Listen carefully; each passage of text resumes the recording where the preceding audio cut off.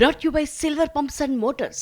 Top quality और consistent performance के लिए सिर्फ सिल्वर पंप्स नाम याद रखना। బ్యాక్ న్యూస్ కాంగ్రెస్ ప్రభుత్వంపై మాజీ మంత్రి ఎర్రబెల్లి సంచలన వ్యాఖ్యలు చేశారు. మంత్రివర్గ విస్తరణ చేసిన వెంటనే ప్రభుత్వము కుప్పకూలిపోతుంది అన్నారు.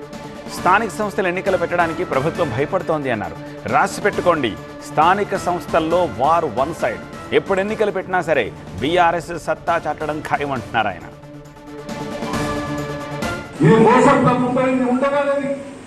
అర్థమైంది. ఎప్పుడు మంత్రివర్గం ఇస్తున్నావు అప్పుడు పడిపోతుంది, 100% పడిపోతుంది, బాధపడుతుంది. స్థానిక ఎన్నికలు ఎందుకు పెట్టాలనుకుంటారు? సర్వే చేస్తే ఒక 10 నియోజకవర్గాల్లో గెలిచేది ఉండేట, 10 మంది అంటే అన్నింటితో పడిపోతుంది. అన్ని టీఆర్ఎస్ ఉంటున్నాయి.